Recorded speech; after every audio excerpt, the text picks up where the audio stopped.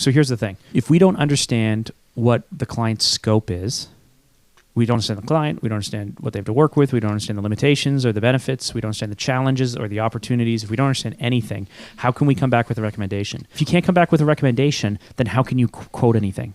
And if it's an exercise in insanity and stupidity, because I can quote you for what you just asked for, but you don't even know if what you just asked for is what you need.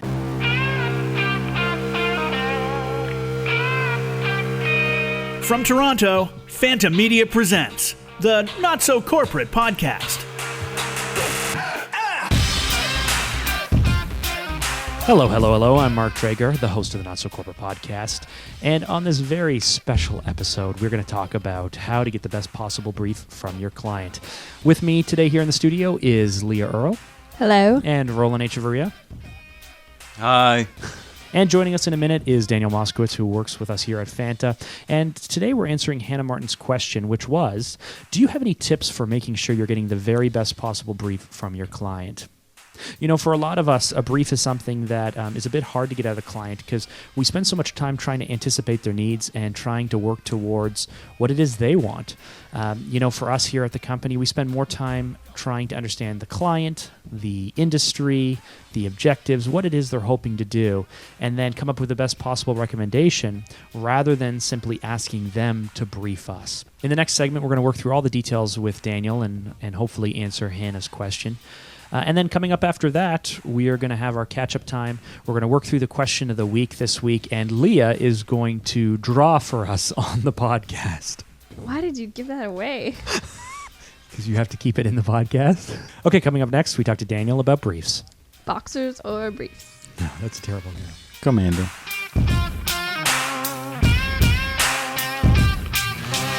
So Dan, thanks for being here. The question obviously from Hannah is how to get the best possible brief from a client. So you're sitting across from a client. You know that they need video of some sort or creative services of some sort. How do you get the brief? Do they hand it to you? Do you pull it out of them? How is it you can get at the best possible brief to understand what it is we're trying to do? So most of the clients that are coming to us have a vague need that they need to overcome some challenge within their business, or a vague need that they need some tool within their process. They just don't know what it is exactly. So to create a brief would already be abstract for them, too abstract. So they're looking for someone to come in like us to really understand where it could be of most value within the spectrum of their process or the spectrum of their sales process. And then it's our job to really understand and drill deeper. And sometimes this means you got to sign off on an NDA, get read into their business, understand the nuances of it, understand how they communicate, what they communicate, what is their market positioning, what is it about their sales process that's working well, what are the challenges within the sales process, or is it within the marketing that they're doing within outbound marketing, is it communication to their own staff, is it internal communications, are they having challenges within the business, are they taking it to another level, are they taking the business into a new direction and they want to excite their people, whatever those things are. There's lots of nuance in there, and being able to pick out those nuggets of core objectives is really key in order to create something of value to be able to produce something of value back to the client. So, does it take a lot of time to get a brief from a client? Yeah, I mean, in my experience, normally you need an initial seed meeting. And that seed meeting is where you build the rapport, you build trust. It's a little bit of back and forth. It's a little bit about talking about the process, and it's a little bit about learning how they like to operate. What is it? What are their quirks per se? You get a little nuggets about their information. I mean, before I even show up to a meeting, I'm on LinkedIn pages. I'm looking at social media. I'm seeing if they've been in the news. Not only the organization but the individuals. What schools did they go to? What could they be their hobbies? And then you start to make some inferences about what they might like. What you could use as pre-meeting banter, but rapport and having that seed meeting, so it usually takes about an hour, and then moving into the analysis of being able to pull out all that information. Normally that takes about an hour and a half, and then there's lots of back and forth, emails, phone calls, just to kind of clarify information. And then normally we're coming back again and we're doing that sort of creative meeting. But yeah, usually about 2.5 to 3.5 hours.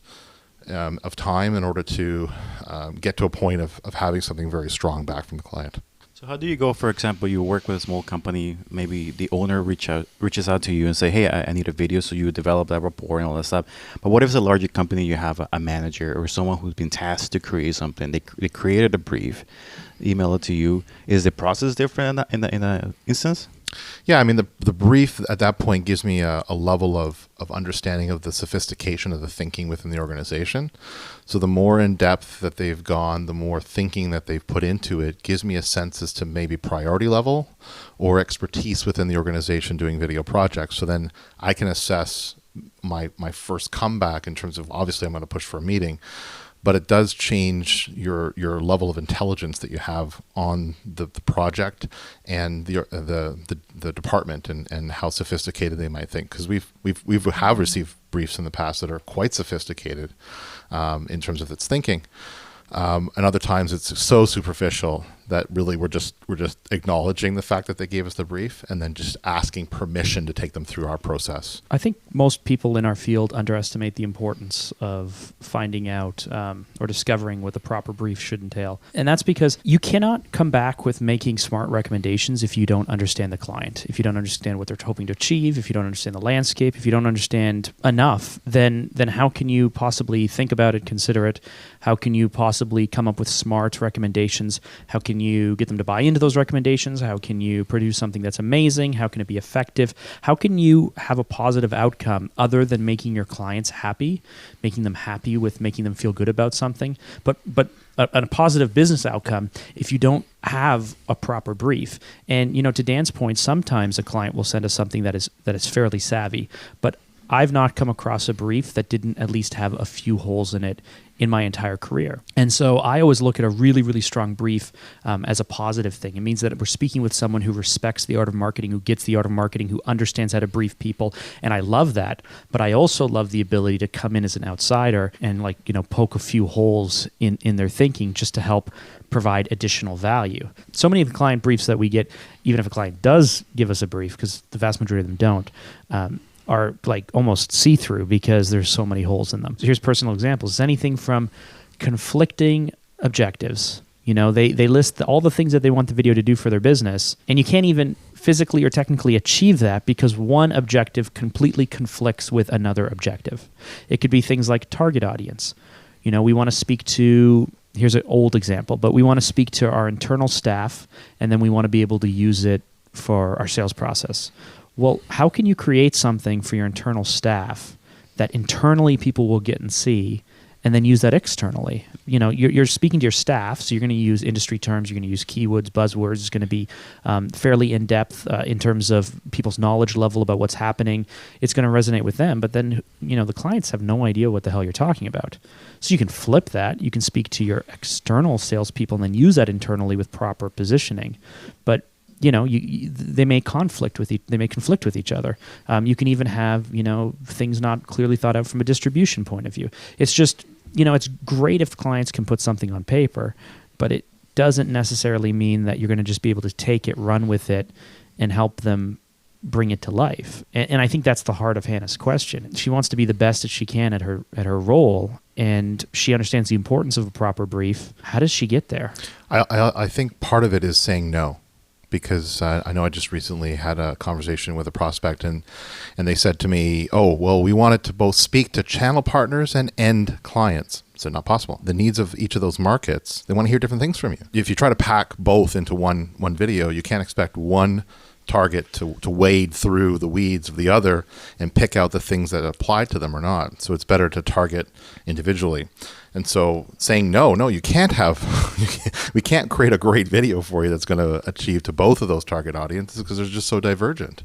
So if you're starting out, how can you go about saying no? Like maybe people. It's always the same question, right? Like if you don't have the confidence to walk in and control a meeting, how do you say to the person, hey, VP of marketing, your brief is incomplete? I mean, the simple answer is you have to give an explanation. You can't simply just say no and move on. I mean, part of me saying no to them in the meeting was to say no, and this is why. If the why that you give is solid and steeped in business knowledge and experience, they are going to listen to you. If you lack the business experience, but you know enough that it's the wrong thing to do, it's not the right thing in the best interest of the client, then you need to tell them that. But you need to also give them the why. And you may not be able to say, well, in my 8 years of experience, but at least you can say, based on industry standards, this is why that's not the right way to go. And you mentioned something in there in terms of saying no, and it's something that we bring into everything that we do with a client in the early stages. And that's, we talk about being skeptical, being cynical. Like Dan, I'm a pessimist, you're an optimist. Eternally so. You're a pessimist? I see the downside of everything all the time. But being so cynical means that I don't really believe anyone. I don't really take anyone at face value. And then I did a Myers-Briggs as well, which said that I'm actually even more worse off because I question everything. Like, don't try to sell me something because I'll look for the holes in your argument just to call bullshit on you. So me being so cynical and me, being wired the way I am with my personality profile that I have, I kind of notice BS in what a lot of people say, and it kind of bothers me. So, part of me being the pessimist and Dan being the optimist, we've had conversations around him putting on his skeptical cap. You have to be skeptical. You can't be hopeful in marketing.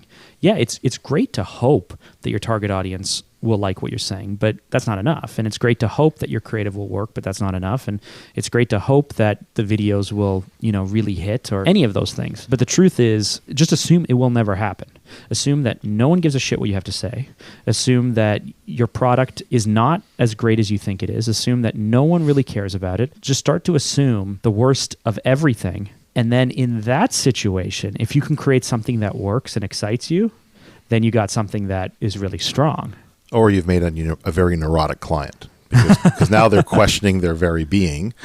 And yeah, that's a side effect. And then projects, never happen because they just don't feel confident enough that they'll make a video that actually means something. But I know which I know which client you're referencing. I know, but it's one in 100. No, but here's the thing. So we had a client who came to us in February with a budget in hand to create a video, and Dan brought it to me, and I said, "What you want to do is not good." And so we went through the process of addressing with the client, complementary all the parts of their business that the video would not support. I think it's the best interest of the client to push the client always. One time in 1,000, it happens that we push the client so hard that we actually reveal to them that their business was fundamentally broken, that there was an inherent challenge within their business that they would need to stop marketing. Marketing is not going to fix the fact that you have an inherent problem in your business from a communication, a sales, a positioning point of view. Figure that out and then come back to us when you're ready. Now, did it cost us a sale? Yes, but I'm comfortable with that. I'm fine with it not doing the work this year so the client can figure out their stuff and then we can do the job that's actually going to work next year. Just buy them out. They're vulnerable right now. They're crying. It's a nonprofit. It's a nonprofit. I just say that it is a minute risk, but it's a risk that will inherently, I agree, will make a better project in the end, but does lengthen the sales process. The sales process then becomes about figuring out what is an organization's core elements that are truths that nobody else can. Listen, my brand of thinking has worked for me, but it does open you up to the possibility of you pointing out to the client that any effort is hopeless. But if that's the case, then, it shouldn't end with the conversation it's hopeless and you feel shitty because you lost a deal. Right. It should end with the fact that it's hopeless and you should be happy that you just saved your client money. You just saved them budget. I know they didn't spend the budget with you, but you will never arrive at a situation that will have an actual good outcome because you're going to take their money, you're going to do work that doesn't work, you're going to deliver work to the market that doesn't work, which is what happens a lot in our industry, and you're going to go off on your merry way and feel good and spend your money, but the client is left with something that doesn't work. And I'm sorry, but in our industry, we have to strive for something higher than just making our hours or making payroll. We need to produce work for clients that actually works for them. Put your skeptical hat on and consider what the client is telling you. They may be an optimistic person. They may be hopeful. They may say everything's going to work out. Let's just assume, you can ask the permission. Let's play a bit of an experiment here. Let's assume that what you're saying is the exact same thing that every other person in your industry is saying. Let's just assume that for a second. And if that's the case, do you want to put this money into something that's going to make you just as good as them? Or do you want to make put yourself in a position where you're producing something better than them? Or do you want to hit kind of what we should be aiming for, which is put you in a position that's not only better than your competitors, but is equal to the very people that you look up to. You look up to Apple, become Apple. You look up to, I don't know, give me another company people love. Coca-Cola. Coca-Cola, become Coca-Cola. You like Bloomberg because he's, the cool mayor and runs a magazine or owns stuff or whatever. Become Bloomberg. Rihanna. I like Rihanna. You want to be Rihanna? Become Rihanna. You drink a lot. There's no reason that you can't be, in the life insurance industry and aspire to be better than the other people who are in the life insurance industry. Because it's funny, when it comes to investments, every single company uses the same line. Change into opportunities. It is hilarious. Well, like every single person so uses there's the same line. regulation in some industries, and they're limited on the words that they can use, etc. But put your That's not skeptical hat Those on. excuses. Question everything, and then in that environment, if you can come up with something that excites you and excites your client, and you start to tick off it's going to work for every box, then you got something that's good. But what about those people who don't really care about the project? And like I said earlier, like a manager who was tasked a job, provided a brief. The and you're trying to client have who a doesn't care, or the producer who doesn't care? The client, right? Well, the client, not us. Let's say like you'll never win over a client who doesn't care about what it is that you're producing for them, and they're not normally a good fit for our organization, because we're going to care too much, and they're not going to care enough, and then we're going to put our blood, sweat, and tears into something they just don't give a shit about, and that's not a place that's a good place to be. But the way around that is to get them a little excited, hopefully get them to, if there's somebody who's lower in the totem pole, get them excited enough to be able to put you in front of a decision maker and get those upper people up the food chain more excited. But if you're dealing with a VP of marketing and they're just not into the project, you'll probably never work with them again either. So you're going to spend all this time, all this effort into it, and maybe it's an opportunity not to work with them in the first place. Yeah, and if you're looking for more specific details in terms of the types of questions you may ask for a brief, we put together a white paper which was intended for clients, but I'd be willing to share it with the listeners of this podcast. You can go ahead and just send us a tweet and ask for a white paper called The Big Five.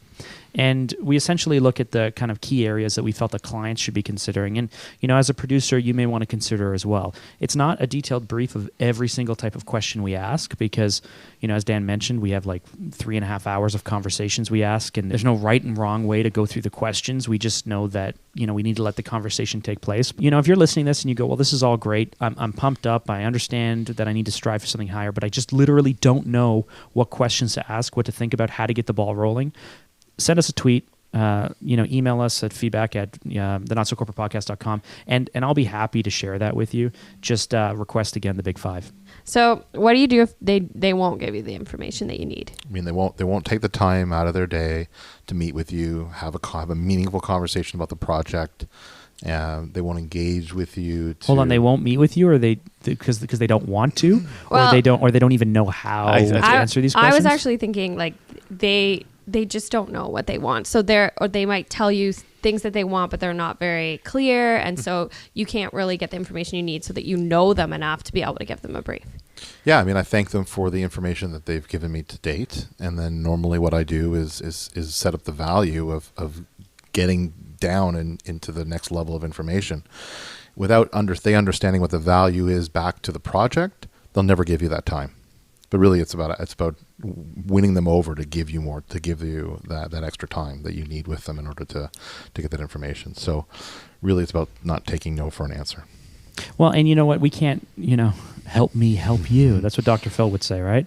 No, that's like, no, but eventually, like if people don't know right away, by engaging the conversation, they will, some stuff will come out from there that we able to, I guess, direct the conversation. Like, I mean, it's impossible that you find someone and after conversation is still like, oh, I don't know what I'm doing. Yeah. Like that just seems kind of crazy. Well, I'll get a phone call in. They'll just be like, oh, I want a quote for a video. It could be a host. I don't know.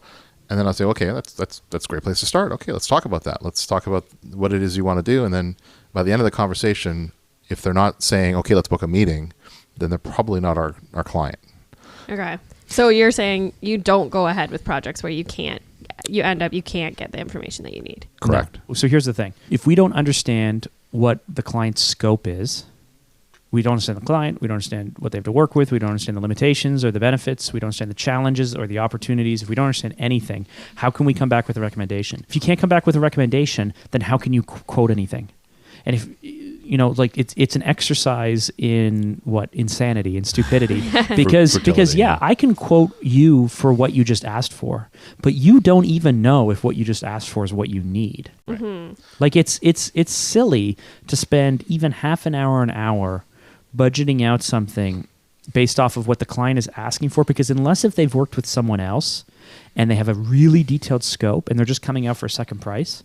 Like, listen, if someone calls us and says, you know what, this competitive situation, I'm working, this is what I need, and it looks pretty detailed, you're like, okay, this person's been speaking to someone else, then I'm fine hitting them with a ballpark. Yeah, because, this is based on your assumptions, based off 2 days of production with a crew of 4 people or 5 people, based on this and this, travel that, and you can easily budget it out and say, okay, you're landing at, this amount of money. Didn't take anything from me. But equally, if they come back and say, okay, we're ready to work with you, we'll say, hold on, we don't understand anything of your project. I quoted you based off of what you came to me with. I can't tell you if what you came to me with is actually what you need. All right. So at a certain point, either you're having the conversation with me up front where it's not costing you any money because I'm giving this to you complimentary, or you're having the conversation with me where you're paying me an hourly rate because we've already signed the contract. So do you want me to burn through my hours up front, or do you want me to burn through the hours when you're paying me? You got to figure out what you stand for, right? We had an episode where we had Evan in here where he's talking about what you stand for, and push comes to shove when money's on the line. When someone calls you in and says, I want a quote, and you go, oh man, we don't have any work this month at all. Right? Like during the recession, we went for 2 months without a single project. For 2 months. When you're at 8 weeks with nothing to work on, you're like, oh, just call me for a quote. I don't really care. I'll jump through hoops. So if you're there in your business, I understand what you mean. You just want the opportunity just to quote for people, but you still have to question whether it's worth your time or energy or not. Now, if you're at the 8-week mark, and you got no business and you're starving for business and you need revenue, then I can understand the desire and drive to just put out a quote. But then, and I would even say, if that's the case, put out the quote, but really consider what makes you different from everyone else, right? Assume they're in a competitive situation. Assume that you're quoting and everybody else is quoting the same way without any information, without any brief, without any understanding of what you're doing. And then you got to say, I'm just 1 of 5. I'm 1 of 8. There's no reason to pick me. What's the reason to pick me? Because I'm cheaper? Because my website looks better? Because I was nicer in my email to them? There's no reason at all. It's a crapshoot. And if it's a crapshoot, I don't like those odds, right? You always want to be stacking the odds in your favor. And so if that's the case, then you need to be willing to have a conversation with me. If you're not willing to have a conversation with me, and that's when push comes to shove, you can either say, oh, okay, no problem, I'll get you a quote anyway. Or you can say, I'm not going to talk to you. Right? And that is hard. It's hard to push people away. But if you're not pushing people away, then what are you doing? Like, what are you doing? You're just running around quoting for people without knowing what to do. You're not getting any better. Your clients aren't getting any better. They're not getting what they need. You're having frustration down in the production line because you didn't discover up front all of the challenges in the business. You're going back to them with scope creep. You're going back to them and charging them more money. You're not coming in on time. You're not coming in on budget. You are ruining your name because you didn't take the time to push them up front. That's what's on the line. That's why I get so fired up about this. You are fired up. I was gonna crack a joke and then I didn't about the odds ever being in our favor. Yeah. The odds. I was like, wrong time. I mean, proof point. A quick story. We had an opportunity with an RFP come in, and normally we say decline. But in this case, the RFP was an interesting. It was a not-for-profit organization, and I had a feeling that we could help them. So I sent back an email. I said, listen, I really appreciate you, letting us participate within the RFP, but we're going to decline submitting. But, however, if you're interested in having us come in, and I described our communication analysis process and described how the value of that is, and I said, well, I understand that there's only a week left in the RFP, and probably not enough time within your week to be able to come in and take you through the process. If you're still interested, reach out.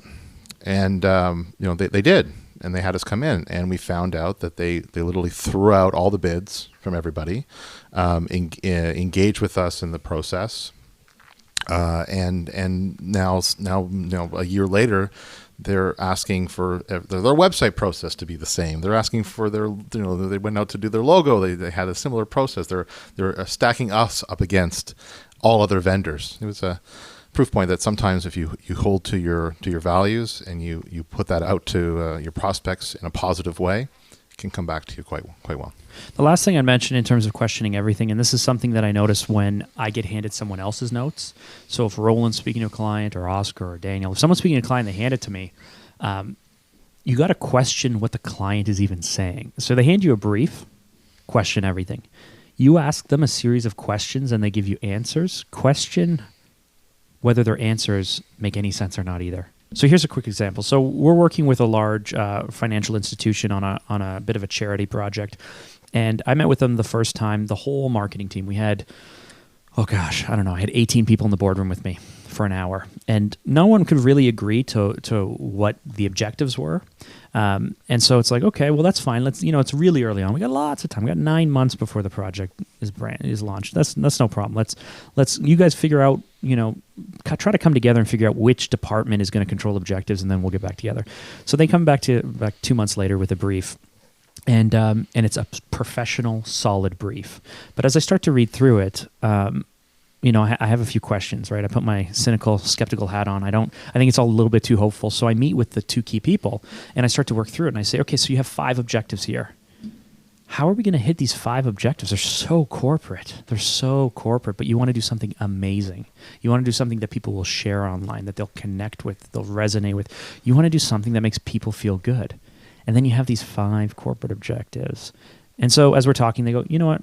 You're right. Let's scratch those corporate objectives. Okay, great. Okay, so now you have these target audiences. And the target audiences are so boring.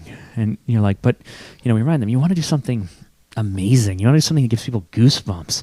Do we really need these target audiences? And they go, no, you're right. And we start to go through and we eventually end up on, we need to create something that resonates with people. That is the goal of the project. Who are people? Well, in our mind, I kind of picked 45 to 55-year-old women. We already knew how we were distributing. We're probably going to go through mostly Facebook, secondary YouTube. So, I had a bit of a construct in the back of my mind, but I got the client to go all the way back to, we need to communicate something about our brand to someone that they're going to love. Because I knew what they wanted. They wanted something that the people, all of us that don't care about financial institutions would want to love and share, right? And so all of their objectives and everything they do, you have to question. Will that person share it if you start talking about this specific point? Will this point drown it out? Will this point drown it out? How will people connect with this? Do people even care about this? Who are the people? How are they going to share it? Is it enough for someone to even watch it, let alone watch it and share it? What is going to make these people love what we're talking about? So there, we moved all the way backwards. My client came to me with an amazing brief, but it just wasn't going to get what they wanted. Alternatively, clients could come and say, I want something that is going to replace my entire sales process. And you're like, well, okay, hold on a second. Let's question, well, what is your sales process? How are you speaking currently? What are your other collaterals? What is it that people, who's your target audience? What are their motivations? When is this dropping in the process? What works, what doesn't work? What works and doesn't work? Do we have an understanding of what we need to say and how we need to say it? And is there an issue of trust? And do you have credibility in your industry? And what are your competitors saying? And all of these questions that go into us coming back with a recommendation that will do that one thing, replace my entire sales channel. And then even then, we're working on a project right now where we're doing this, and we come back and we say, okay, here's the best video we can possibly do for you. By the way, it won't replace your whole sales channel, but it will make your sales channel a lot stronger. But that or replace objective an is, aspect of it, or that's a nice way to say that. It's still not going to do right. It won't be the whole sales channel, right. But then we made recommendations for secondary collateral. We would make recommendations for follow-up conversations they can be having, and we just thought, if this was our business, what would I do? How to use the video within the context of the sales process, right? But all of that comes from questioning our very hopeful, very excited, very optimistic clients, and walking the balance between questioning everything without making them, depressed, negative. What was the word you used, Dan? question their very being. Yeah, like you need to keep them excited, keep it energetic, Engaged. Yeah. So Yeah. What about the internal target audience? I hear what you're saying when there's the people out there, the masses. But if a client comes and says, I need to create something that's very specific for a target audience that maybe we don't know much about, is the process the way we approach a little bit different, or do we just put our hat on and still go through it? Yeah, Which hat do you speak of? I don't know. We Which have so many hat? hats that He we has wear. a fez. It's really We have cool. a lot of hats. Fezzes are cool. The biggest challenge you can face when speaking internally to an internal audience is having to match an executive's voice. When someone says, I want to put my executive on camera, so someone you don't know, and I want to put them in front of a team that you don't know. If you're not in that situation, then it's pretty easy, actually, because you just consider them to be same skeptical questions. I'm speaking to an internal audience. Do you have a strong culture? What is your culture like? Do you have high turnover? Do you have lifers? If you have lifers, are they here for their pension? If they're not here for the pension and they care, do they care about customers? Do you have a positive team? Do you have skeletons in your closet? Are people overly cynical? Are you in a position to preach, or should you be trying to win over hearts? Do you have a turning point in your business? Have you grown through acquisition, which means people don't identify with the brand? These are all questions that will lead you to understand I'm the audience. And then, if you want to go into greater detail, we don't really do it too much, but you can create personas. You can say, okay, I'm middle-level manager. Who am I? What's my age? What do I care about? Okay, I'm junior employee. I'm senior employee. I'm someone who's been here for 10 years. I'm someone who's been here for 2 months. And you can start to figure out who these people are and who you're speaking to. But ultimately, no matter what, there's the leap of faith, right? There's the we are putting ourselves, we're empathizing, we're putting ourselves in a position of a staff. We are creating characters in our minds of the people we're speaking to, because the only other alternative, which starts to get really corporate, is to start going through HR for questionnaires and employee satisfaction surveys, which don't tell you the truth, and focus groups and everything else. So really, I'm more interested in the previous questions I asked. If you're speaking to your target audience and they're internal, and you know this about the client, you're in a position to question with the people who go, our staff really love it, and you can say, I believe you that they love it, but why? And they go, they just do.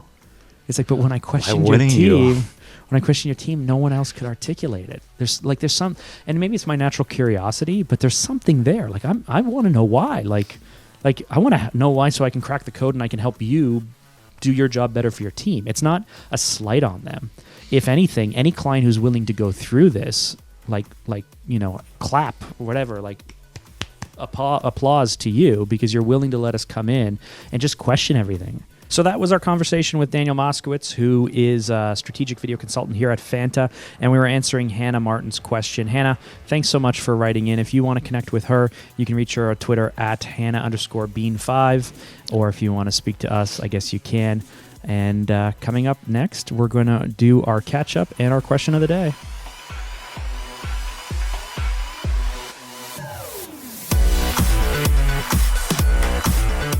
What is this? This is the Fun catch-up we time? usually start with. Oh, we moved it into the trying to question of the week. update. So we got Roland here in our studio with us, and Leah still.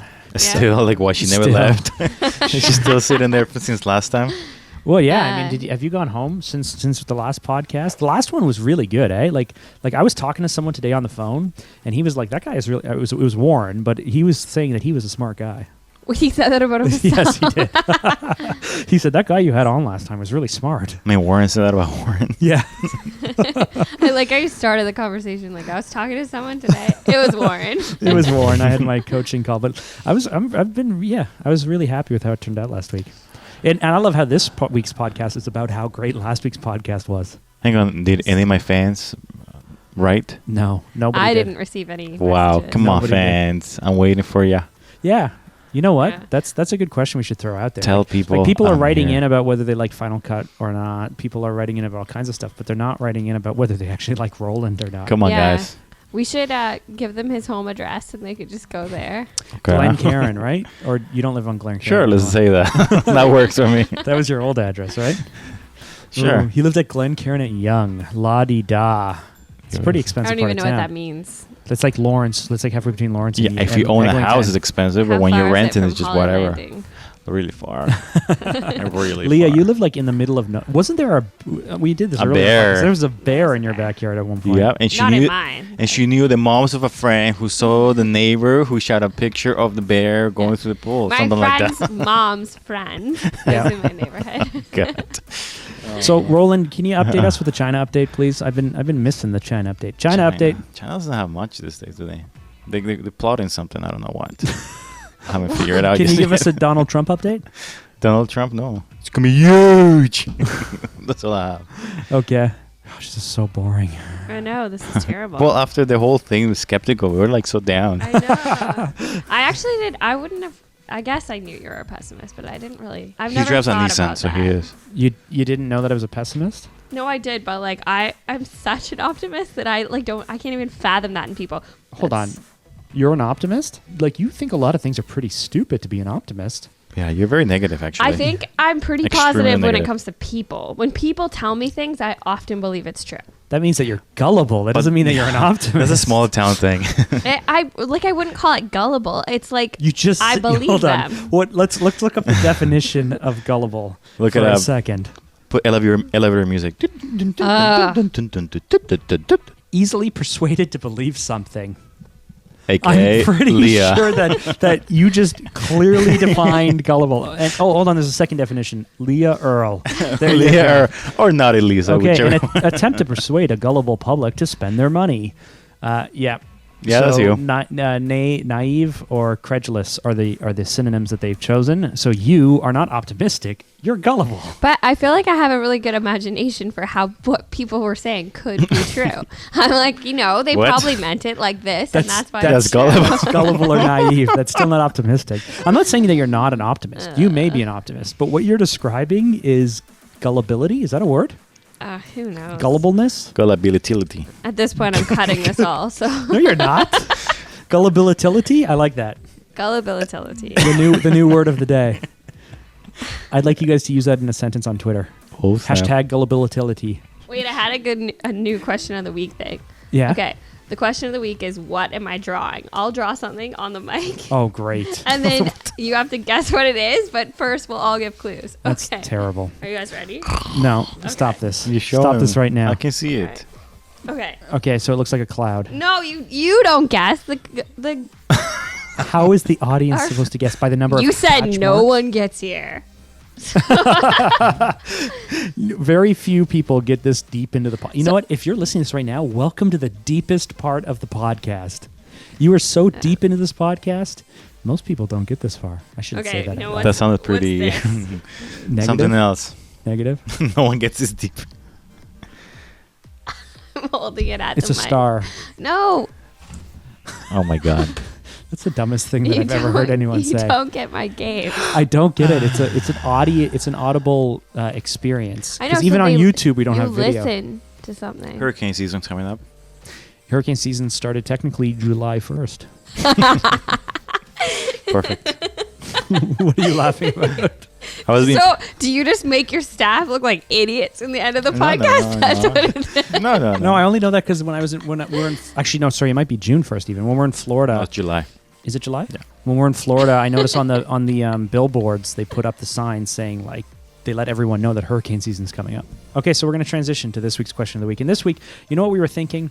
I was looking at our analytics on our podcast, and you'd be surprised where some of the people are listening from. So we got listeners in Germany and Egypt and the U.S., the U.K., Canada, and I think Brazil, but I can't quite remember off the top of my head. So IKEA. from IKEA, Sweden. I'd like to know. Hit us up with where you're from. We want to know if we should greet you with That's not a question. Guten You're asking them Tag. to do something. I'm asking them to tweet us and let us know where you're from. Here's the question of the week: where are you from? That's what I want to know. What So if you you're can hit mixed? us up at Phanta Media on Twitter, or you can send us an email, feedback@notsocorporatepodcast.com, or on the blog page, you can leave a comment there because we want to know where you're from. And then what I'll get Leah to do is she'll make a magical map. Do you know how to do you know how to code JavaScript and everything to make a map work, right? 100%. Perfect. She looks terrified. Yeah. 100%. I'll get What on about those that. people who have MBAs and travel a lot and they don't really have one residence? I don't know. I guess they can email us twice. Jono, do it. He doesn't travel a lot. No, he's like a homebody. He loves being. No, home. Why he do we goes- keep talking about John? He goes to the hockey thingy. and Roland he's like, is obsessed with John. love I him. think you have a He's man crush. obsessed I with think John. you have a man He crush brings on it up Jonah. all the time. You have a man crush on her husband, don't you? That's true. Well, with that, I wanted to thank Daniel for joining us in the fourth seat to talk Right, Daniel was about there. Forget about that. to help answer Hannah Martin's question. Hannah, thanks so much for writing in. We do appreciate it. Hopefully, this helped for you. And Leah, Roland, thanks so much for joining me. Yeah. And we'll see you next time. It's like honey. Yeah, Delicious. delicious. Honey, delicious, honey. Honey, delicious, honey.